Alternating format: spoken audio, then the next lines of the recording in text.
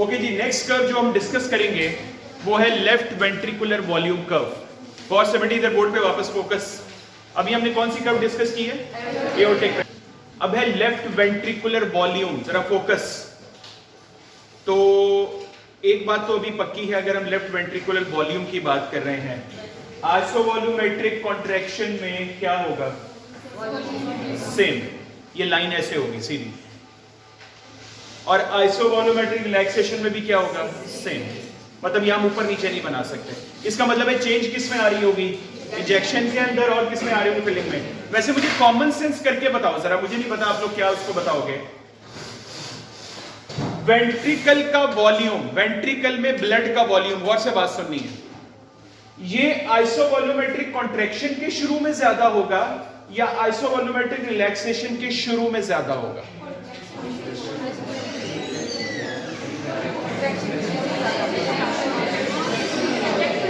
जो कहते हैं कि आइसोवॉल्यूमेट्रिक कॉन्ट्रैक्शन के स्टार्ट में ज्यादा होगा, रेज योर हैंड। ओके, जो कहते हैं आइसोवॉल्यूमेट्रिक रिलैक्सेशन में ज्यादा होगा स्टार्ट में। ओके, ठीक है, majority of you are right. अब देखो कॉमन सेंस की बात है, जब ब्लड इजेक्ट होना है तो ब्लड उससे पहले होना चाहिए। तो इजेक्ट होना है या आइसोवॉल्यूमेट्रिक कॉन्ट्रैक्शन में ये काम शुरू हो जाना है और इजेक्शन आ जानी है। इसमें आप गौर से देखना है, वैल्यू लिख रहा हूं यहां पे। दो वैल्यूज इंपॉर्टेंट हो जाती हैं जब वॉल्यूम बनाना है। ये चलो मिटा देते हैं ताकि दोबारा लिख लेते हैं। एक 130 और उसके बाद नेक्स्ट 50 और ml, ये वॉल्यूम है तो ml में चलेगा। इससे पहले जो प्रेशर थे उनका यूनिट क्या था? mmHg, millimetre of mercury. लेकिन अब वॉल्यूम आ गया तो मिलीलीटर। तो मैंने दो वैल्यू कौन सी लिखी? 130 मिलीलीटर एंड 50 मिलीलीटर। अब अगर मैं चाह रहा हूं कि 130 मिलीलीटर, मतलब ये वो अमाउंट, अभी इधर गौर से देखो मेरी तरफ, ये वो अमाउंट है ब्लड की जो लेफ्ट वेंट्रिकल को मिलती है ताकि वो उसको इजेक्ट कर सके। तो अब मैं बना रहा हूं 130 के बराबर। ये ठीक है? आपने बताना ये ठीक है? नहीं, क्या टेक्निकल गलती क्या है? हाँ सर, इसमें तो इसका नाम ही आइसोवॉल्यूमेट्रिक है, तो इसकी लाइन कैसे बनेगी? बिल्कुल सीधी। Because during isovolumetric contraction, at the beginning and at the end of the contraction, the volume remains same. ठीक है, वो आपकी बात ठीक है सर, वो वेंट्रिकल कॉन्ट्रैक्ट कर रहा है, वो सब कुछ है, लेकिन वॉल्व नहीं ना ओपन हुआ। वॉल्व ओपन होगा तो वॉल्यूम चेंज होगा। अब यहां पे कौन सा वॉल्व ओपन हो गया? Aortic valve. जो यहां पे ओपन हुआ था वो बात तो वही होगी ना, लाइन के साथ है ना। ये लाइन के साथ हम बात कर रहे हैं, ये लाइन और इस लाइन का फर्क। यहां पे आइसोवॉल्यूमेट्रिक कॉन्ट्रैक्शन है, यहां पे इजेक्शन है। तो इस लाइन में कहीं भी आप चले जाओ एओर्टिक वाल्व ओपन हो जाए। तो एओर्टिक वाल्व ओपन। अब एओर्टिक वाल्व ओपन होने के बाद ब्लड क्या होगा? ब्लड की अमाउंट डिक्रीज करेगी। लेफ्ट वेंट्रिकल वॉल्यूम है तो लेफ्ट वेंट्रिकल से ब्लड निकल के अब कहां जा रहा है? एओर्टा के अंदर। अब जरा गौर से इस कर्व की देखिए, कर्व कैसे बन रही है।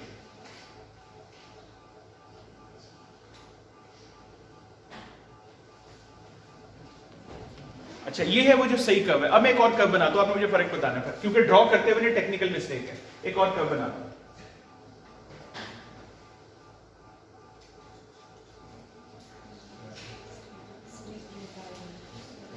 इस कर्व में जो पहली कर्व और दूसरी कर्व क्या शो कर रही है? दूसरी कर्व ये शो कर रही है कि ड्यूरिंग होल इजेक्शन वॉल्यूम एक ही रेट पे कम हो रहा है, कांस्टेंट स्ट्रेट लाइन है। लेकिन ये नहीं होता। जो मैंने कर्व बनाई उसमें क्या शो किया है कि अर्ली पार्ट, चलो हम इसको ऐसे ले लेते हैं, फर्स्ट टू थर्ड में ज्यादा वॉल्यूम कम हुआ और लास्ट 1/3 में थोड़ा सा वॉल्यूम कम हुआ। तो ये लॉजिकली भी बात ठीक है। जब लेफ्ट वेंट्रिकल कॉन्ट्रैक्ट हो रहा है पूरे जोर के साथ तो अर्ली पार्ट में ब्लड ज्यादा फेंक रहा है और लेटर पार्ट में बाकी जितना बच गया वो भी जा रहा है। हाँ, ये बात जरूर है कि एंटी ग्रेविटी जा रहा है, ये भूलना नहीं है हमें। लेफ्ट वेंट्रिकल से एओर्टा में ब्लड कैसे जा रहा है? Anti gravity. लेकिन स्टिल लेफ्ट वेंट्रिकल का इतना अच्छा प्रेशर है कि उस जोर की वजह से पहले 2/3 के अंदर ज्यादा ब्लड चला गया और लास्ट 1/3 के अंदर थोड़ा सा चला गया। मैं कहां तक ग्राफ लेकर आया हूं? 50 ml तक। तो अब क्या करूं जी, इसके अंदर अब ड्रॉ करूं तो स्ट्रेट लाइन रखूं, टेढ़ी रखूं? ये 50 है।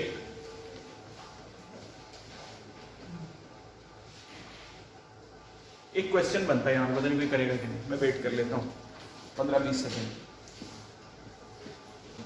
सर ये 0 क्यों नहीं हुआ? जब वेंट्रिकल ने पूरा जोर लगा दिया था तो होना तो ये चाहिए था, ये 130 से पूरा कहा जाता 0, नया ब्लड फिल होना शुरू हो जाता, वो दोबारा 130 तक चला जाता। तो इसका मतलब ये हुआ कि ये बात हमें पता चल गई है कि चाहे वेंट्रिकल पूरा भी प्रेशर दे के जनरेट कर ले, still 50 ml of the amount left ventricle में रह जाती है। वेंट्रिकल कभी कंप्लीटली एम्प्टी नहीं होता, ये ऐसे ही रहता है। लेफ्ट वेंट्रिकल जितना मर्जी प्रेशर जनरेट करके जोर लगा लेंगे 50 ml इसमें रहेगा ही, और ये 50 के बाद दोबारा रिफिल होना शुरू हो जाए। और ये 50 ml रहना नॉर्मल है, ये एबनॉर्मल नहीं।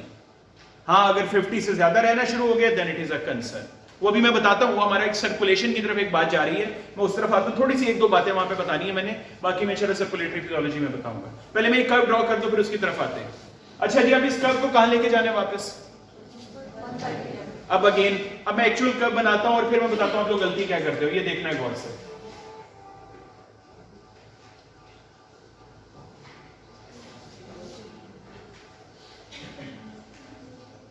जी, कर्व में टेक्निकल बात क्या है? आप देखें रैपिड फिलिंग और स्लो फिलिंग, जिसमें कितने परसेंट फिलिंग हो जानी है? 70-80 इधर है, 10-15 इधर, 90-95% यहां पे हो जानी है। तो कर्व भी क्या शो कर रही है कि देखो यहां 130 के आसपास पहुंच गया था, तो स्लो फिलिंग के एंड तक करीबन ये 120-125 तक पहुंच चुकी है। और उसके बाद वो जो एट्रिया ने कॉन्ट्रैक्ट करके लास्ट फेज में डालना है, वो बहुत थोड़ा सा ब्लड है जो इसने अंदर आगे लेकर आना। ये कर्व ड्रॉ करते हुए ना प्लीज ये ध्यान कर लें। आप लोग समझते हो कुछ नहीं, बस अपवर्ड ही बनानी है, ऐसे बना देते हैं, ऐसे रैंडम सी बना देते हैं। नहीं, ये छोटे छोटे पॉइंट्स हैं मेरे को, ये आप बताते रहो साथ साथ, और ये लिखते भी रहो, वाइवे में सुनाते भी रहो कि sir during the first 2/3 of the filling phase, जैसे फर्स्ट 2/3 ऑफ इंजेक्शन में हुआ था कि मेजॉरिटी ब्लड निकल गया था, इसी तरह फर्स्ट 2/3 है ना रैपिड और स्लो, बल्कि 2/3 से भी ज्यादा है, तो 95% इसमें आना है। तो ये 95%, अब ये ना कर देना कि ये कब बनाते हो, फॉर एग्जांपल ये 100 है यहाँ पे कट ऑफ, तो अब यहाँ पे बना के इसको 100 पे ले आओ, फिर उसके बाद ऊपर नहीं, फिर वो 95% जस्टिफाई नहीं होगा। अगर 95, अब इसको लगा भी लो ना, 130 में से 50 माइनस करो, कितना बचता है? अल्लाह खैर, मैथ्स आ गई। 80 ml, 80 ml का 90% लगाओ तो कितना बनता है? Almost 70 ml। हम रफ कर लेते हैं, इतना तो हमें अच्छी मैथ्स नहीं आती, 72 ml कर लेते हैं। तो अब 50 में अगर आपने 72 प्लस करना है तो आप खुद ही वैल्यूज कर लोगे कैसे बने, करीबन ये 122 बने। तो इसका मतलब है आपने ये ग्राफ कहां पे टच करना है? 120 ml पे टच करना है। तो वही बात मैं आपको पहले बता रहा हूं कि आपने इसको 120 पे लेकर आना है, लास्ट 10 ml सिर्फ आपने aortic contraction, sorry atrial contraction में लेकर आना है। ये बात समझ आ गई? ये लेफ्ट वेंट्रिकुलर वॉल्यूम कर्व बन जाएगी। इसमें दो टेक्निकल बातें क्या याद रखनी है, एक तो वैल्यूज 130 से शुरू करनी है, 50 तक लेकर आनी है, मिनिमम 50 रहते हैं, 0 नहीं होता। और अगली इंपॉर्टेंट वैल्यू कि आपने कर्व की, ये कर्व्स कहां पे लेकर आने कि यहां पे फर्स्ट 2/3 में मेजॉरिटी और यहां पे भी फर्स्ट 2/3 में मेजॉरिटी, ये दोनों हो जाएगा। अब यहां पे मैं कुछ आपको नाम बताता हूं, नाम, मेडिकल नेम्स बताता हूं। The volume of blood at the beginning of the cardiac cycle, यहां से कार्डियक साइकिल शुरू हो रहा है ना, तो हर कार्डियक साइकिल के शुरू होने से पहले ये जो वॉल्यूम ऑफ ब्लड होता है ये किसके एंड पे आ रहा है? पिछले कार्डियक साइकिल। ये देखो ना, ये जो 130 बना है ये किसके आ रहा है? पिछले कार्डियक साइकिल पे। क्या मैं इसको ये कह सकता हूं? It is also called as end diastolic volume. आपने बताना, मैं कह सकता हूं कि चलो यहां से देख लो, ये 130 मैं कह सकता हूं एंड डायस्टोलिक वॉल्यूम, यस, डायस्टोली के एंड का वॉल्यूम। तो इसको क्या बोलूं? यस, ये क्या बन जाएगा? यहां पे आ गया ना, सिस्टोली खत्म हो रही है। यार ये लेबलिंग तो नहीं भूल गए आप लोग? सिस्टोली कहां से कहां तक थी? Yes, isovolumetric contraction and injection. Diastole कहां से कहां तक थी? Isovolumetric relaxation and filling. तो अब क्या बोला? ये एंड डायस्टोलिक वॉल्यूम, तो सिस्टोली यहां पे खत्म हो रही है, तो ये 50 को मैं क्या बोलूं? And systolic volume.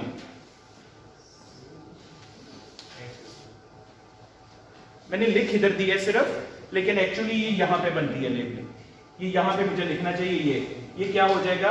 And systolic volume. आप लोग परेशान नहीं हो जाना, मैंने वहां लिख दिया, लिखना यहीं पे बनता है, सिर्फ समझाने के लिए। 50 वहां लिखा था तो इसलिए वहां मेंशन कर। अब यहाँ एक गड़बड़ होने वाली जो आप लोग करोगे, एक लोग रट्टा लगाओगे ना, रट्टा लगाते हुए काम खराब कर दोगे। अक्सर बच्चे क्या करते हैं, इनकी वैल्यूज चेंज कर देते हैं। वो समझते हैं एंड डायस्टली में कम होगा, एंड सिस्टली में ज्यादा होगा। उल्टा है ना, डायस्टली में फिलिंग ज्यादा होनी है तो ब्लड का वॉल्यूम डायस्टली के एंड पे मैक्सिमम होगा। सिस्टली में ब्लड निकल के जाना है तो जाहिर है सिस्टली के एंड पे ब्लड का वॉल्यूम कम हो जाएगा। और ये जो मैंने अभी लिखा 80 ml, ये तो वो ब्लड बना ना जो वेंट्रिकल के अंदर रहता है इसके दौरान, ये वो वाला ब्लड है। आपको पता है इसको क्या कहते हैं? ये देखो, end diastolic volume minus end systolic volume, यही था ना 80 ml, 130 minus 50, this is called as stroke volume.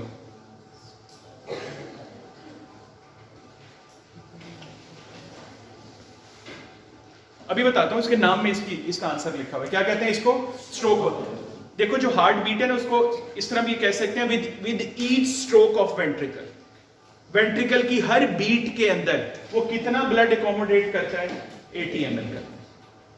80 ml लेता है, 80 ml निकाल देता है, 80 ml लेता है, 80 ml निकाल देता है विद ईच बीट। तो एक बीट के अंदर जो वॉल्यूम वेंट्रिकल निकालता है उस वॉल्यूम को क्या कहते हैं? Stroke volume. वैसे आइडियली इसका नाम बीट वॉल्यूम होना चाहिए, वो ज्यादा अच्छा याद रखने में भी आसान है, लेकिन चलो आप स्ट्रोक वॉल्यूम जिस तरह बुक में लिखा है उसको वैसे कर लेते हैं। इसको क्या कहते हैं? Stroke volume. तो इसको ऐसे बोल लो, with each stroke of ventricle. Beat की बजाय क्या करो, जब हर दफा वो काम करता, स्ट्रोक कहते हैं ना, वो आपने उसमें भी पढ़ा होगा, हमने जब नर्व मसल का टॉपिक किया था, इफेक्टिव स्ट्रोक, रिकवरी स्ट्रोक, उसमें भी हमने वो जो मायोसिन और एक्टिन का, वो बिल्कुल वो भी स्ट्रोक है, इसको भी स्ट्रोक में ले लो, वो वही वाली सेंस है। तो वेंट्रिकल एक दफा स्ट्रोक करेगा, वो जितना वॉल्यूम अपने पास रखता है उसको कहते हैं स्ट्रोक वॉल्यूम, और इसकी वैल्यू क्या है? And diastolic minus end systolic. और इसकी कितनी बनती है? 80 ml। तो अब इसमें है क्या कि अगर आपने ये निकालना है फॉर एग्जांपल कि एक मिनट में कितना वॉल्यूम निकलता है, तो आप इस 80 को 60 से नहीं 72 से मल्टीप्लाई करते हैं, क्योंकि एक दफा बीट में इतना, और एक मिनट में कितनी दफा बीट किया है? 72 टाइम्स। और ये कितना निकल आता है? राउंड ऑफ करके बता रहा हूं, 5000 ml और 5 litre per minute. And this is called as cardiac output. बस मैं यहां पे अपने आप को रोक लूंगा, इससे आगे नहीं जाऊंगा। ये कुछ मैंने बातें बतानी है, हम फिर सर्कुलेशन में दोबारा डिस्कस करेंगे। तो मुझे बताओ कि खाली लेफ्ट वेंट्रिकल वॉल्यूम से आज हमें नई चीजें क्या क्या पता लगी? क्या हमें पता लगा डायस्टोलिक वॉल्यूम क्या होता है? क्या हमें पता लगे सिस्टोलिक वॉल्यूम क्या होता है? क्या हमें ये पता लगे स्ट्रोक वॉल्यूम क्या होता है? और स्ट्रोक वॉल्यूम से क्या हमने ये कैलकुलेट कर लिया कार्डियक आउटपुट कितनी होती है? एवरेज एक बंदे में 1 मिनट के अंदर लेफ्ट वेंट्रिकल 5 लीटर खून इजेक्ट करता है, 5 लीटर और 5000 ml average human being. Of course ये चीज वेरी कर सकती है, और डिजीज है तो सोचो कितनी वेरी कर सकती है। डिजीज की तो हम बात ही नहीं कर रहे, हम तो नॉर्मल फिजियोलॉजिकल लिमिट्स की बात कर रहे हैं। ओके।